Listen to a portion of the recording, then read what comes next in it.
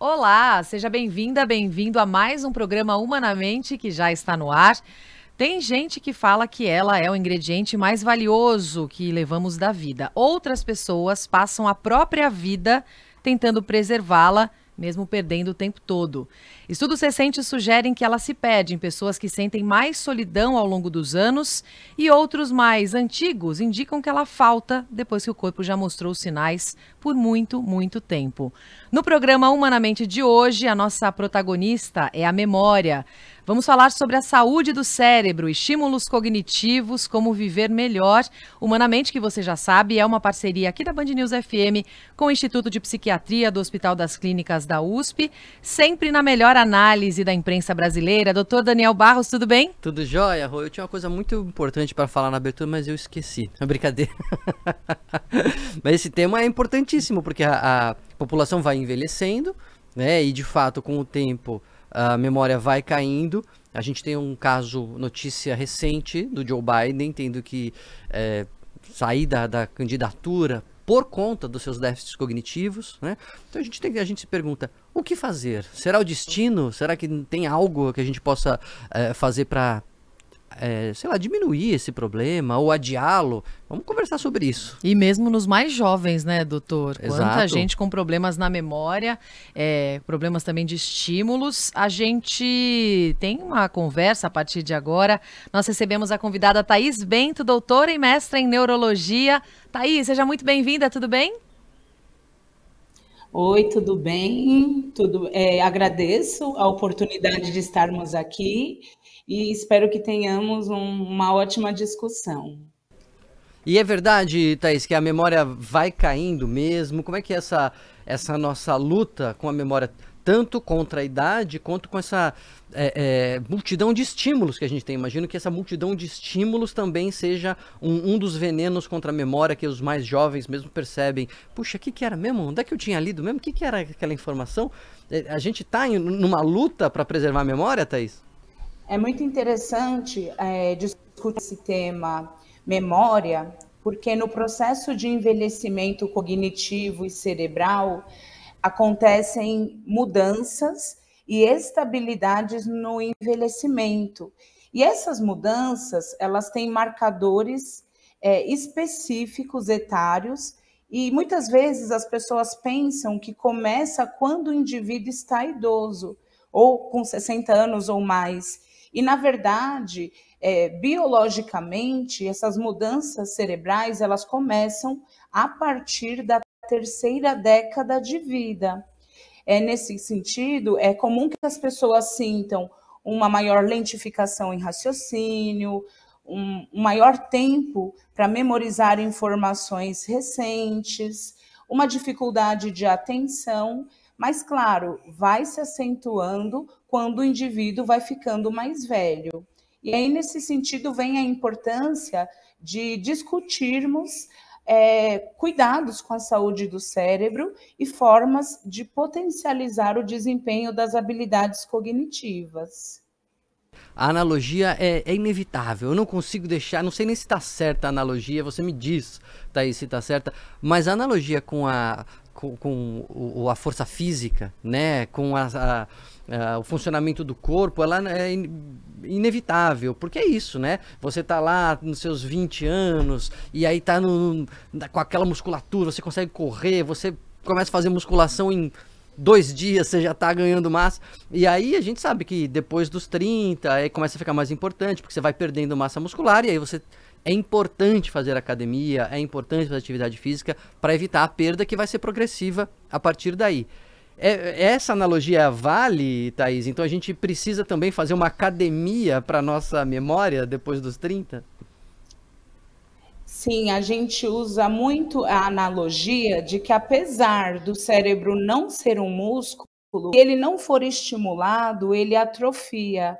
E da mesma forma que a gente tem resultados positivos com a prática de atividades físicas, na musculatura, na força física, a gente tem essa otimização do desempenho quando a gente faz os exercícios intelectuais, que tecnicamente a gente chama de exercícios de estimulação cognitiva, Mas de uma forma mais popular, até para que a população faça adesão, entenda e adote na sua vida, a gente chama de exercícios de ginástica para o cérebro. E por que a gente sabe que tem efeitos positivos? É com base em evidências científicas, das ciências, que mostram que quando estimulado, o cérebro ele passa por um processo de plasticidade cerebral, que seria uma maior conexão entre os neurônios. Ou seja, o indivíduo ele fortalece a sua rede neural, melhorando de forma prática, na sua rotina, de forma objetiva em testes, o seu desempenho em memória, atenção, raciocínio, linguagem e habilidades visoespaciais, habilidades visoconstrutivas. Então, o cérebro passa por neuroplasticidade ao ser estimulado com atividades intelectuais. Podem ser essas atividades intelectuais, Thaís? Conta pra gente. Pessoas mais jovens que, por exemplo, já sentem falhas na memória poderiam usar esse tipo de atividade? Sim, os estudos científicos mostram que quanto antes o indivíduo puder começar, melhor será para que na velhice ele seja uma pessoa idosa saudável, com autonomia e protegido de doenças neurodegenerativas. Quais são esses exercícios? São exercícios que envolvem desafios e aprendizagem, como leitura, aprendizagem de um novo idioma, jogos de tabuleiro, que são considerados jogos de estratégias, como o xadrez, o jogo de dama, o dominó, aprender um instrumento musical, praticar sudoku, fazer caça-palavras, palavras cruzadas e fazer exercícios que na área de treino cognitivo nós chamamos de treino de estratégias de memorização, que são ferramentas que trabalhamos para que o indivíduo ele tenha um melhor processo de memorização recente, que é a principal queixa da população. Principalmente depois da pandemia, a gente viu um aumento de sintomas de ansiedade, de sintomas depressivos na população como um todo, e fatores como estes também interferem no desempenho de memória. Mas, acima de tudo, o que a gente destaca sobre as intervenções cognitivas, a estimulação cognitiva? Tem que ser prazeroso. Não é porque a gente sabe que alguns exercícios, jogos dão certo, que a pessoa ela vai ser obrigada a adotar no seu dia. Tem que ter sentido para a vida dela. Então, acima de tudo, é interessante que as pessoas pensem em tipos de atividades intelectuais que geram motivação e prazer. Tem que ser legal no final das contas, né? Porque senão é o que você tá falando, Thaís, a pessoa não adere, né? Você fala assim, sei lá, jogar xadrez é bom pra memória. A pessoa odeia xadrez e ela não... Aí não vai adiantar muito porque ela não vai manter aquilo. Agora, eu gostei que você falou dos jogos, viu, né, Rô? Porque eu tô sempre falando de jogos aqui, jogos de tabuleiro, jogos de carta. Lembrei de um jogo super... nem comercial, quer dizer, deve ter comercializado, mas é um jogo antigo que chama Jogo das 10 Famílias. Olha como funciona e tem vários nomes e várias formas, o ouvinte pode reconhecer. Dá pra fazer até com baralho. Você tem que montar uma quadra ali, né? Você tem que montar a família, o pai, a mãe e os 2 filhinhos. Se a gente pensar num baralho, você tem que pegar as cartas todas do naipe, né? Os 2, 3, o 4 de todos os naipes. Só que essas cartas estão distribuídas entre as pessoas que estão brincando.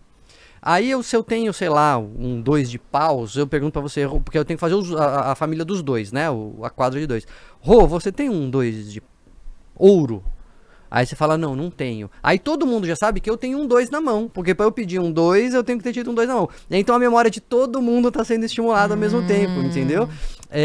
Um exemplo bobo, um exemplo que dá para fazer com um baralho, mas que estimula não só o raciocínio, como também a linguagem e a interação, que também é importante, essa interação social para a memória, né, Thaís? Tem estudos mostrando isso, que o isolamento é ruim e a conexão, ela é por si só também um estímulo para a nossa memória.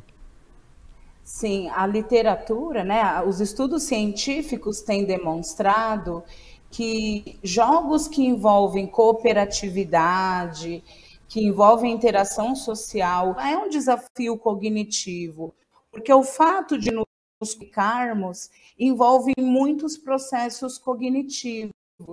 E aquele indivíduo que é isolado socialmente, normalmente é uma pessoa que conversa menos, busca estar menos atualizada, que tem sintomas depressivos, e ela vai tendo fatores de riscos para um prejuízo cognitivo maior.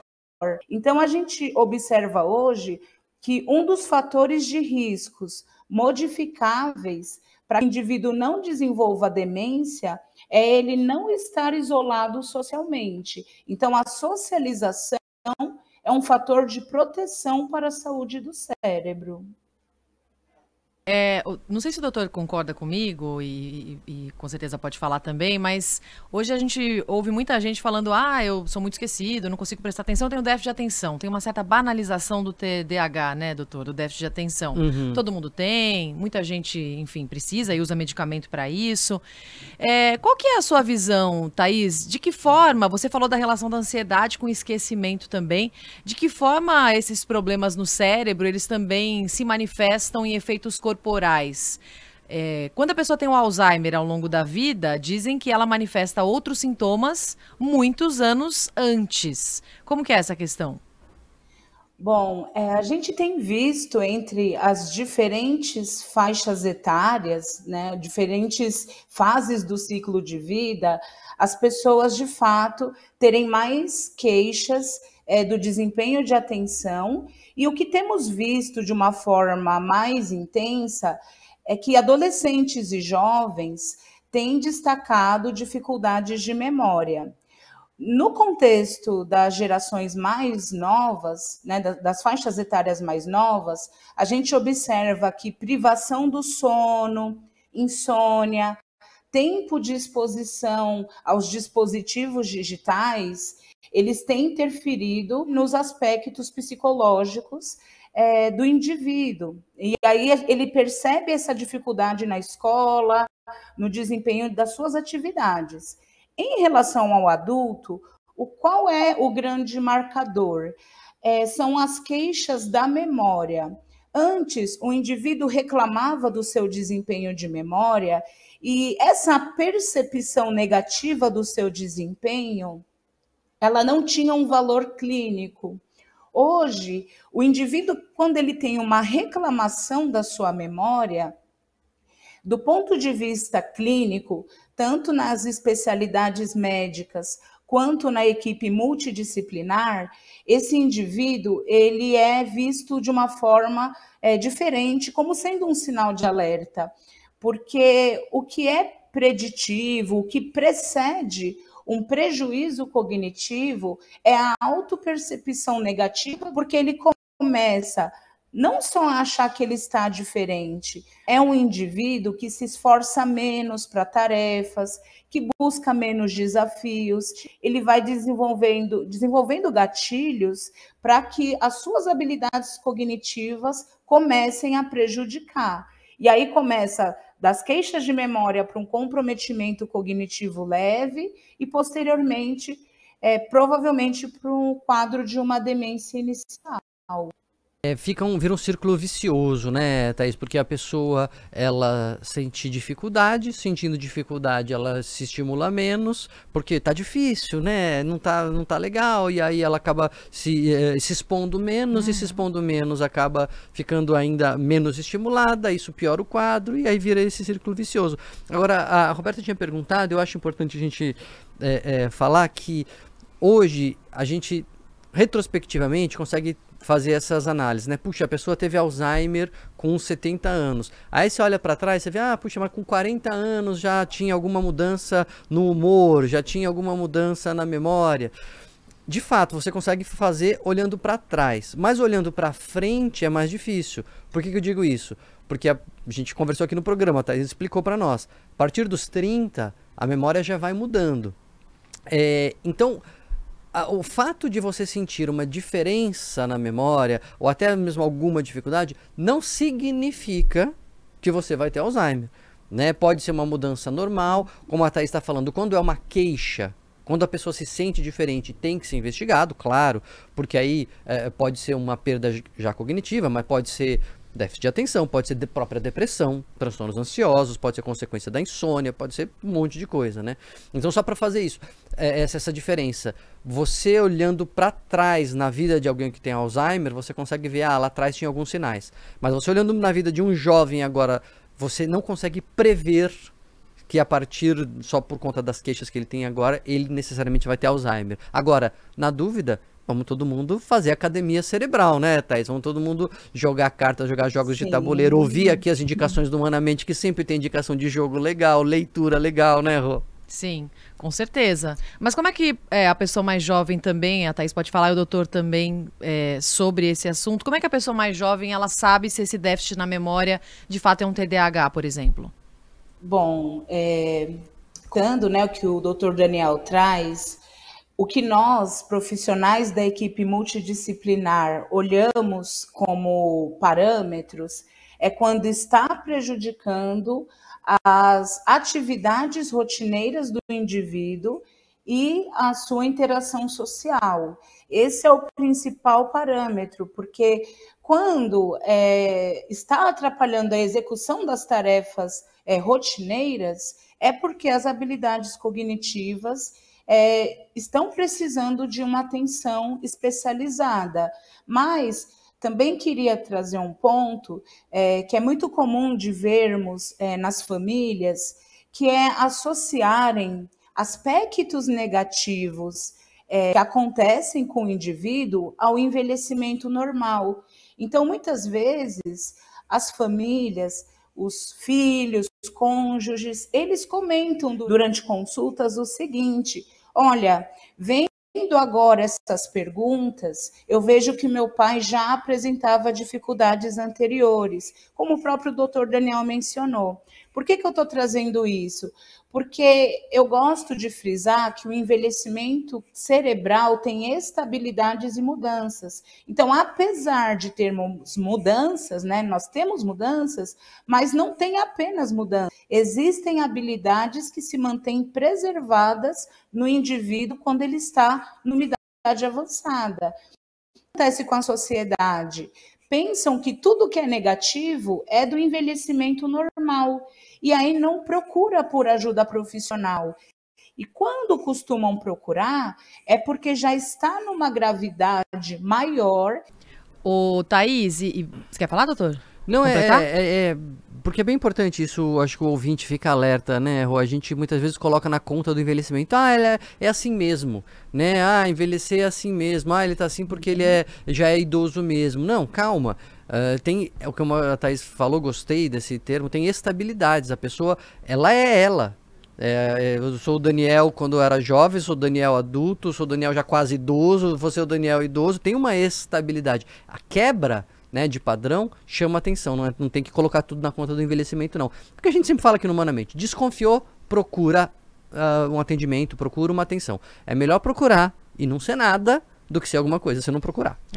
E tem as fases da vida também, né, Thaís? Por que é comum na gravidez e no puerpério essas falhas na memória ficarem mais constantes, mais frequentes? Isso é verdade mesmo? Momento autoajuda aqui, viu, Thaís?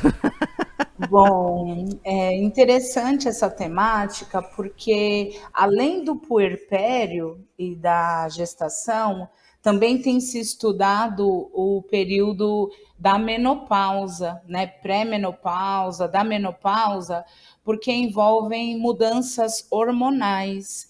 E é um dos fatores que podem causar mudanças no empenho cognitivo da mulher, são as mudanças hormonais.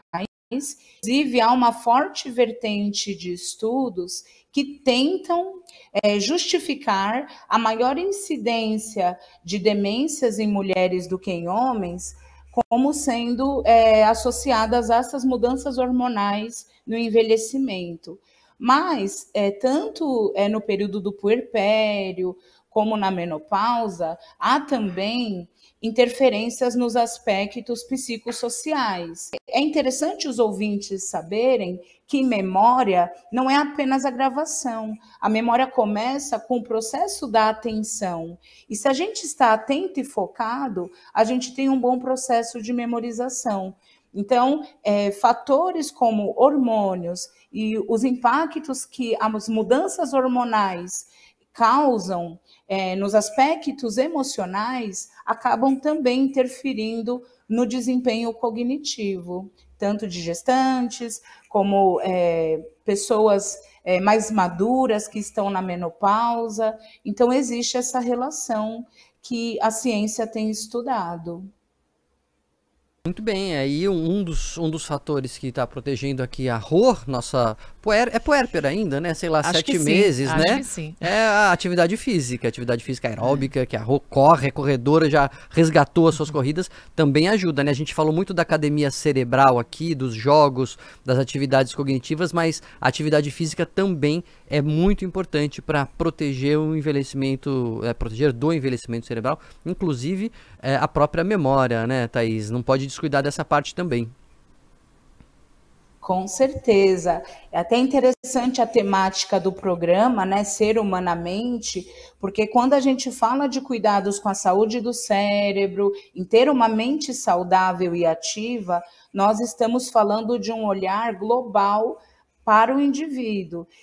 E a atividade física é interessante porque ela, além de estimular os aspectos físicos e biológicos, ela também é uma atividade cognitiva. Eu gosto sempre de destacar que a dança, exercícios de resistência, exercícios aeróbicos, eles também são exercícios cognitivos, porque se a gente não presta atenção, não executa corretamente aquela tarefa que estamos fazendo, o exercício não é realizado. E muitas vezes as pessoas também trazem esse olhar relacionado às etapas de treinamentos com personal trainer, com professor de educação física, que exige muito foco atencional, exige um bom funcionamento executivo, e claro, tem os ganhos relacionados à neuroplasticidade também, decorrentes da prática da atividade física e também da estabilidade do humor. A atividade física, muitas vezes, ela é tão potente que ela consegue mudar terapias que são prescritas para pessoas idosas. Ela realmente é uma ferramenta muito potente e a literatura, os estudos científicos têm resultados muito sólidos. É uma literatura que a gente fala que é muito robusta a favor do envelhecimento saudável, é de fato a prática de atividades físicas. Doutora, é muito importante. Eu não Pois sei é. você, mas se eu não faço atividade todo dia, ninguém nem me aguenta. De tanto que interfere no humor. Faz diferença, muita diferença. Os nossos ouvintes sabem disso. Agora, Thaís, eu queria te ouvir também sobre a formação cerebral na infância. Eu estava lendo que perturbações cerebrais nessa fase da vida podem levar até a transtornos psiquiátricos na vida adulta. Como é que isso acontece? Hoje essa literatura está sendo falada com maior ênfase agora, principalmente porque quando a gente pensa nos fatores preventivos de transtornos mentais, de doenças neurodegenerativas, nós temos observado por meio de publicações científicas muito importantes, como uma recente publicação que esteve publicada no periódico Lancet, que destacava o seguinte: as fases iniciais da vida do indivíduo são determinantes para a sua saúde cognitiva. E por que é tão determinante? Porque é quando o indivíduo ele está com maior potencial de aprendizagem, é quando o indivíduo ele tem aquela mudança mais significativa e positiva de aumento de neurônios decorrentes de estímulos. Então, as fases iniciais da vida, elas são um aspecto importante fazer com que o indivíduo ele tenha um desenvolvimento normal, tenha acesso à escolaridade, tenha um ambiente que seja adequado, tranquilo, harmonioso, porque, de fato, a primeira infância e a segunda infância, principalmente, elas têm sido destacadas como determinantes. Há um estudioso, que é o professor Ricardo Nitrini, líder de um grupo de pesquisa que eu participo e uma grande liderança em demências na América Latina, que ele fala o seguinte, que ele considera os 8 primeiros anos de vida fundamental para que o indivíduo ele tenha acesso à escolaridade e a um ambiente enriquecido para que no futuro ele possa ter chances de proteção contra demências. Então, ele traz, inclusive, esse olhar quando a gente pensa nas demências. Mas as primeiras infâncias, primeira, segunda infância, que vai até em torno dos 7 anos de idade, são de fato determinantes. Que me vem, né, Rô, é a previdência. Você, quando nasce o filho, começa a fazer uma poupancinha, coloca R$10 por mês, R$100 por mês, se você pode, fazer ali uma poupancinha, quando ele chega na vida adulta, já tem um colchão, e a memória é isso, quando a gente pequeno, você já começa a estimular, já começa a tratar bem do seu cérebro, é melhor do que você correr atrás na velhice, Então, lógico que sempre é tempo, você é idoso, você já tá mais velho, não é por causa disso que já tá tudo perdido mesmo, então não vou fazer nada, sempre dá tempo, mas quanto mais cedo começar, melhor. E já fica esse incentivo, pra gente sempre estar trabalhando a nossa mente, buscando livros, buscando conhecimento, curiosidade, jogos de tabuleiro. É isso aí. Para seguir sempre em movimento. Thaís, nós conversamos hoje com a Thaís Bento, professora doutora do curso de bacharelado e mestrado em gerontologia da Universidade de São Paulo, parceira científica do Método Supera, coordenadora de estudos em treino cognitivo da USP. Thaís, muito obrigada por essa conversa, pela sua participação aqui no Humanamente. Portas abertas para que você volte por aqui. Um beijo para você, muito obrigada, viu? Bom trabalho. Valeu, Thaís. Eu queria agradecer a você, Roberta, ao doutor Daniel e a todos os ouvintes que nos acompanharam, e eu fico à disposição para um futuro encontro para discutirmos essa temática tão importante. Então, nunca é tarde para começarem a cuidar da saúde do cérebro. Um grande abraço. É isso aí, Thaís. Humanamente, que é uma parceria da Band News FM com o Instituto de Psiquiatria do Hospital das Clínicas da USP, e volta na semana que vem. Doutor Daniel Barros, muito obrigada. Até mais. Até. Não esqueça das suas atividades e dos seus estímulos cognitivos. E, aliás, lembrando, você pode acompanhar o Humanamente pelas ondas do rádio, mas também pelas imagens no YouTube ou em podcast. Até mais, gente.